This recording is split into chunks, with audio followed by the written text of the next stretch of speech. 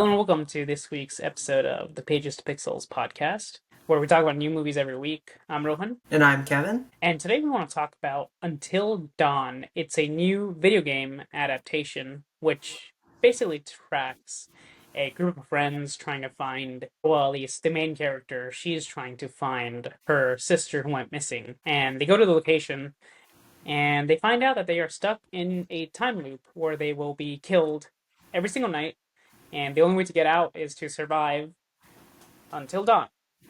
And yeah, that's the basic gist of the movie. Uh, it's based off a video game as well. Have you played it? I am the person that watches playthroughs of games that for consoles I don't own. And this is one of them I have, where I remember I watched like the YouTube like death compilations and stuff, and I was like, oh, that's Rami Malek from many movies. Um, Yeah. Uh, the it's weird that the video game actually has a bigger like cast than the movie does. mhm. Yeah. Um, Oh, I think Hayden Panettiere's in it too. yep. Yeah, Yeah. that was the other one. I want to say there's like another big one, but actually one of the people is Peter Stormare, who's also in the movie. Mhm. He plays I believe he plays the same character as he does in the game. I've never played the game, so this is just going off what I've seen. But we meet him as a gas station attendant, and then it also turns out, and we're going to full spoilers here, he's the one that is running this whole experiment, per se. Does he play like the same character in the game? Well, not necessarily does he play the same character in the game, but I guess my question is the experiment thing. I Hmm. mean, and this is back in the recording thing. That's kind of what's going on, correct? I mean, I'll be honest, there was a big exposition dump, but I still had some questions regarding the world. Yeah, I mean, I don't. So again, I haven't fully played the game, so I don't know the world entirely. But what I can say is that the like hodgepodge of like experiments that are there and the Wendigos, like that is in the game. It takes place in a different location. It's more of a snowy cabin than and spoilers for the end of the movie. There's a scene where a car pulls up to a snowy cabin. That's the location in the game. Yeah, The the Dr. Hill character, yeah, he's the one that's making like these like uh, Wendigo creatures. To be honest, like since I was only watching the playthroughs, when I looked like it never like occurred to me that those characters were actually like or those Wendigos were actually like other characters or other people that were being turned into them. I just thought they were just monsters and he was in control of them. I didn't pick up on that um, kind of body horror element, especially not even in the trailer. I could pick that up on. It was quite a surprise to me. yeah, that was actually one of the more interesting elements about this movie. I guess in general with this movie, the way I feel about it is, I think it's a ton of fun. I think Yeah, this I movie is agree. directed by David F. Sandberg, who he has directed a couple of horror things in the past. He directed Lights Out, both the short film, which I think that that is one of the best horror shorts I've ever seen, and then he directed the full feature. He also directed Annabelle, not the first one, but Annabelle Creation, which I haven't seen, but I know it got pretty good reviews. Um, I don't so think I've seen a single Annabelle movie. Come to think of it. yeah, I've only seen the Yeah. first one. It wasn't very good, and I kind of stopped caring about the rest of the franchise. Annabelle Creation came out. I was kind of interested because it was David F. Sandberg, but I ultimately never saw it, despite the fact that it actually got really good reviews. So maybe I should check it out. The whole Lights Out, the movie and the short, I think are both pretty great.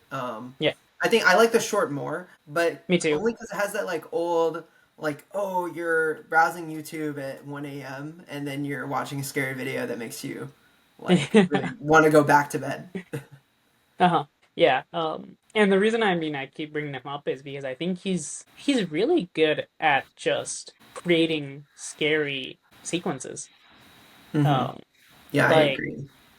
like it's very creative. I think that the same happened in here. There's a lot of great imagery. I think the first time you see, with the very first kill, where you see the man in the creepy kind of clown mask with the Hmm. axe, that was really crazy. And I think one of my favorite moments was it was kind of an homage to Lights Out, where yeah, the main character Clover, she's hiding, and you just see a red blinking light behind her, and it'll turn off, and it's darkness. You can see her, but you can't see anything in the background. And then the light turns back on, and there is some creepy crawly um, creature slash human in the background, and he's in a different position every single time. I I really think that I'm taking note that this movie really does not have very many positive reviews.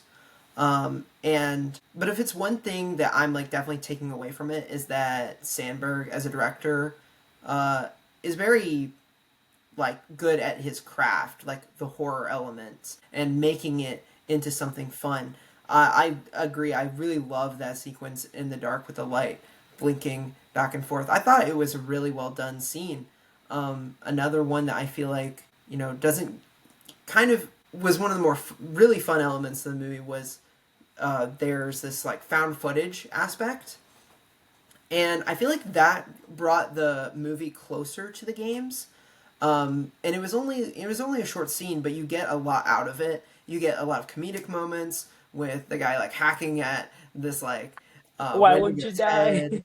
Why won't you die? And then there's kind of a more another like creepy but funny one where there's like this bug in the main Oh character yeah, Clover's face, and then it kind of is paid off earlier because like they had Abe, the character of Abe, looking asking on his back if they had anything, and they said no. The group is right. very consistent with how they behave with each other. I thought that was really clever, and it's just yeah, just a really creepy but also well filmed sequence. Like it looked like phone footage, and it was like kind of obvious CG, but I thought it was good looking obvious CG. Yeah, I agree. And I also noticed that this movie does not have great reviews, kind of across the board.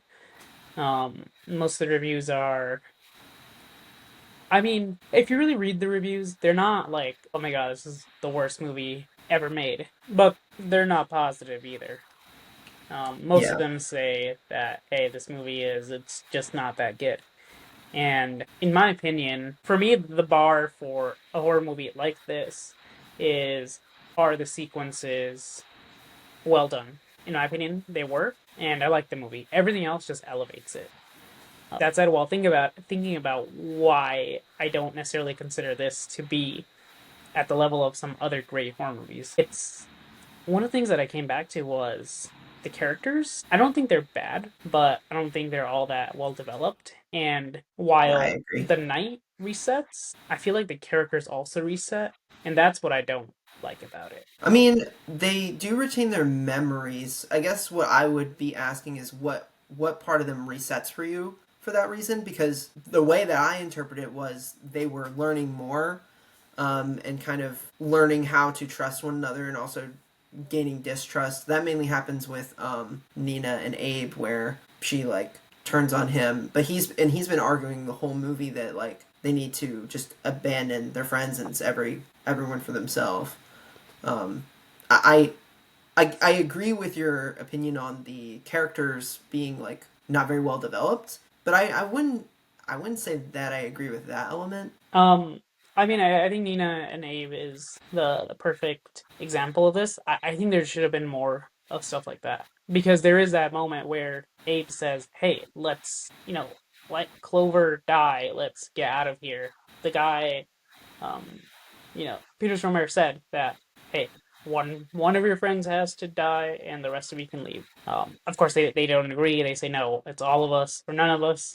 Um, Nina does turn on him, but then once that night ends and everyone dies, they are kind of a group again, is Hmm. what I mean. Um, they're really, I feel like there could have been more. They should have really fractured apart in that moment. To the point where it's like, okay, I'm gonna do my own thing. You do your thing. There's even moments where I feel like there could have been time where a character fails to act to save another character. And then when they come back, character A can be like, hey, you let me die, or something like that. And I feel like every time the night reset, they ended up being this little group of friends again. Um, and there was a little bit of conflict with Abe. I just think it wasn't enough. No, yeah, I mean, I actually think that makes sense the way that you put it. Then, um, so I would agree with you. I guess what I think happened was they definitely were on their way with that, but along the way, it seems like that storyline just died. And so I think that would be my big gripe with the characters is less the mechanics and more just like the fact that like they don't have complete arcs. And a good example of Yeah. that I think would be Megan, who is a character we definitely haven't mentioned yet. She has like no real storyline or arc. Hmm. She's kind of just there. I mean, I guess she's sort of comedic relief because she's talking about how she's like psychic and all. But Yeah. like, you're also kind of meant to believe she is psychic. So, am I supposed to take her seriously or not? I don't know. It was way too confusing um, to me. Like what was her goal? She was the third wheel in both of these groups. She didn't have any Yeah. other character interactions, so like why even have her? Yeah, she is one of those characters where I think if you just pluck her out of the movie kind of doesn't change. Mhm. I guess the only thing that happens is they do go rescue her, but I think they would have gone through into those mines regardless because that was their way out. So, Yeah, she ends up being a plot device in the last bit, and the way that she's a plot device is really funny too because she grabs the camera and the camera tells the group, but then instead of taking the camera with her, she decides to just leave it on a mantle and then walk out. That could have been interesting to watch her realize all of this in real time.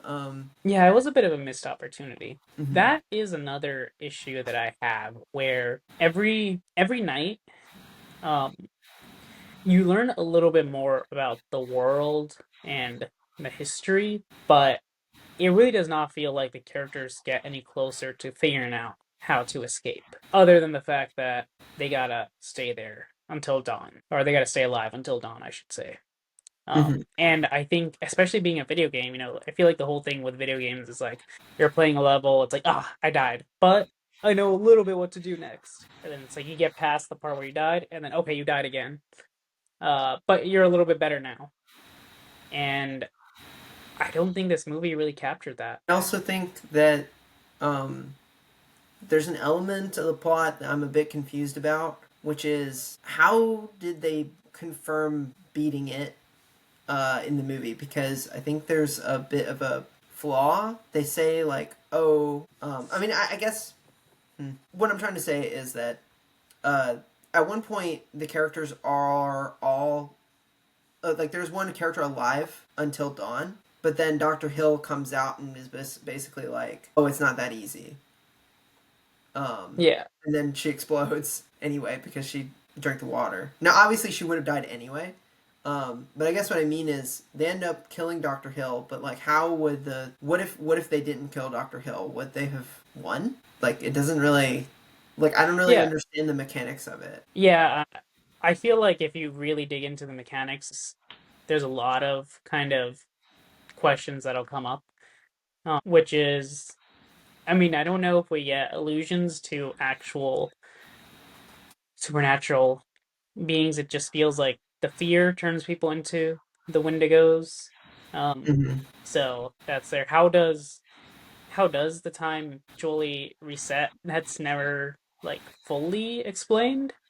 Yeah, And then we also learned that it's all related to Clover and um her mental state and that she's the one driving things. But that's kind of just said, and I mean I never really got how that would actually work. From my understanding in the games, you have one night and then there's almost like a you almost get like therapy with Dr. Hill and then the next night starts. That doesn't happen in the movie. So if if they did something like that, then I could sort of see how Clover is would be driving things.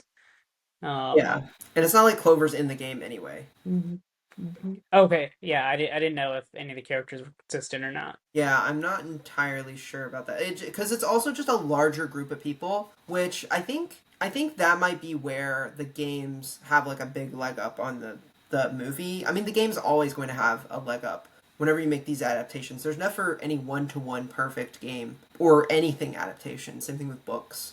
Right. Um, but they have like way more characters to maneuver around and a lot longer time to develop them. Whereas this movie is pretty short. It's like 90 minutes, right? Or like just a little bit over. And Yeah, I then want to say it's like, yeah, it's like an hour 30, hour 45, something in that mhm. range.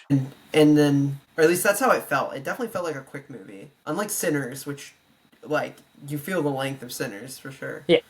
But But Sinners is also, I'm pretty yeah. sure Sinners is like half hour, 45 minutes longer than this movie. So, Yeah.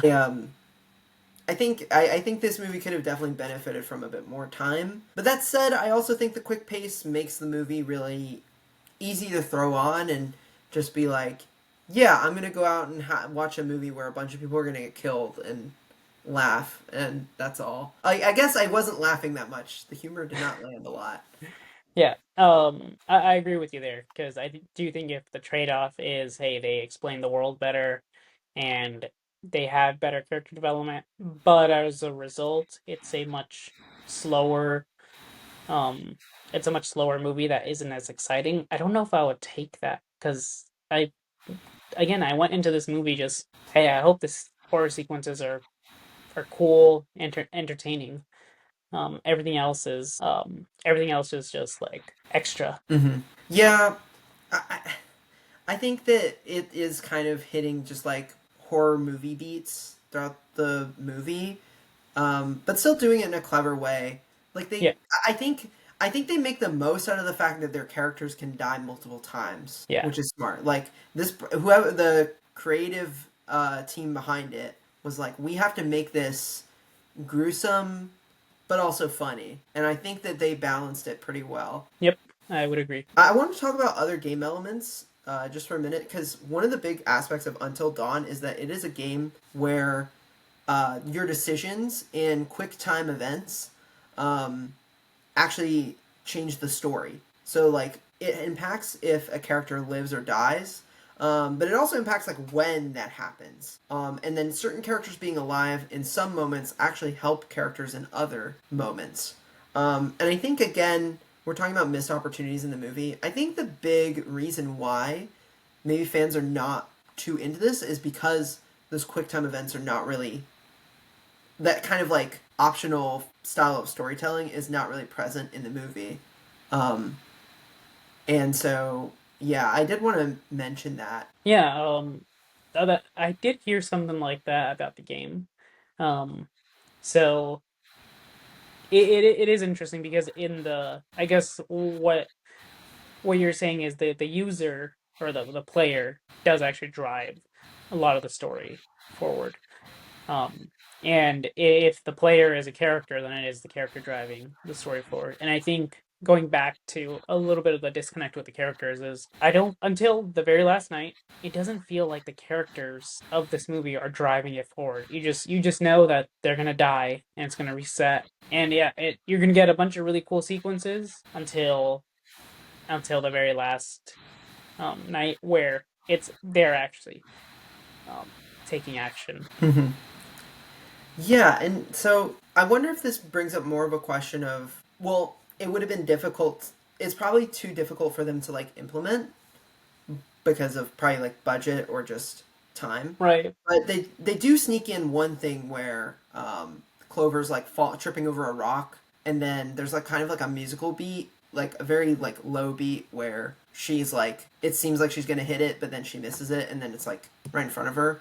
That is probably like their example of like what a quick time event could have been. Like this character could have died here, and it would have been Yeah. over. So yeah, it's funny. Before um, before Black Mirror Bandersnatch came out, where you could like choose how the movie would progress, there was a DVD version of Final Destination 3, um, which spoilers for next episode, it will probably be Bloodlines. Um, but Final Destination 3 on the DVD, that was one of the first movies I played, I like watched on DVD. And you could actually also make decisions. Like it was kind of like flipping a coin, is how it worked. Oh, that's cool. And so you would get um, in a completely alternate scene that was cut from the movie, Oh, like hey, the that's original really cool. theatrical release. Mhm. Yeah, yeah, it was really cool. Definitely, I don't know. Check out like the differences online. It's like a if any for anyone who has seen that movie, I would recommend that. It's a really cool element. Okay, with that, we move into our score, which for if you're new here, we do things on the script coverage scale. The pass means that we didn't really like the film. Consider means that we thought it was just okay. And then Recommend. recommend, sorry. And then recommend, which is if we really love the movie. So, just remember that this is not a score. Wait, this is a score, not a recommendation. All Sorry, I right. don't know how I messed that up. No, it's okay. So yeah, how would you score Until Dawn? So yeah, when I walked out of the movie theater, I think I would have given it a recommend. Um, but thinking about it, there's some stuff that jumped out to me as like, hey, maybe this could have been better. And also, it's been about a day, and I think there's a lot of stuff that I thought would be memorable, but isn't as memorable as I thought it would have been. Uh, but again, I still enjoyed the movie. If someone were to want to put it on to have a good time, I'd definitely rewatch it. So I'm gonna give it a strong consider. I really agree with that take. I feel like when I walked out of the theater, I was pretty like soft on it too. Like I think that it's definitely a movie that I really had fun watching the horror elements. Like that is what I come for and that's what I kind of take away. And I know that horror movies are going to have like kind of dumb characters and kind of frustrating moments. I knew going into it like this is Yeah, not going to be a perfect movie. And I think with that expectation, I would give it a consider because I just really enjoyed my time the same way that I thought I would spend it when I went to watch it. Like I knew it was going to be this kind of movie and I'm glad it was. I'm glad that people are mad at it for no reason. Like it's just a movie about a video game where people explode after drinking tap water. that part was really cool. I kind of saw it Yeah. coming, but when it happened, it was really cool. I was like something's wrong in the water. I thought it was going to be like cyanide or something, but no, it was something even crazier. I think we should move on to actual recommendations. So, Kevin, you liked Until Dawn. What would you recommend that others watch? One of my favorite movies that is very similar to this is called The Cabin in the Woods. It is a movie that is about like a group of friends. I think it's five. Yeah, it's five friends. They go up for a cabin trip, and they're all like talking like nonsense that you always hear in a horror movie. Oh, my aunt lives up here or something, and we've got it all for the weekend, and it's just all like cliches. Meanwhile, behind the scenes, there's a whole group of people that are like manipulating the events for these five strangers, and just like the mystery continues to build and build with lots of really cool like monster elements, which Until Dawn has a lot of, but I feel like Cabin in the Woods has like way more. And so I feel like if you're looking for a movie about strangers that are gonna go stay someplace that they shouldn't, Cabin in the Woods is a really good one. Yeah, I really love Cabin in the Woods myself. Um, I would recommend. It's not a horror movie, but it does have a time loop in it, and that's going to be Edge of Tomorrow, starring Tom Cruise and Emily Blunt. I think this is my favorite time loop movie. And the thing that I really like about this is, despite it not being based off a video game, it actually does feel like a video game where you're just trying to beat a level, and it's Tom Cruise, his character. He just learns something new every single time that he dies. So that just progresses him a little bit more each and every time to his ultimate goal. Yeah, if you haven't seen it, it's awesome. It's a really fun action movie. Yeah, I've been meaning to see it. I definitely should. I've always liked the element of games that look or movies that look like they're like video games, and that one has always stood out that way to me. So yeah, I'll definitely check it out. What else have you been watching since um, you're in between episodes? Yeah, so the new season of Hacks just came out. Uh, or not just came out. I want to say that it's like 5 or 6 episodes already, but I was a little bit late to it because I was catching up on other stuff, and then I just was able to blow through like the first 5 episodes. It's great. I think it's just continues to be very, very funny. But I'm also super invested in the characters. And you know that because whenever something not funny happens to the characters, I feel it, whether if I have to feel sad, if I have to feel angry, whatever the show wants me to feel, I feel it. And I genuinely like I'm taking sides between like which character I support, which character that I don't support, even though it's just a comedy show. It's one of the best shows on TV, in my opinion. I'm super behind on that one. I've heard a lot of good things about it. Was it Jean Smart who was the one who won the award for um, best actress in that show? I'm actually not sure if if she won the award.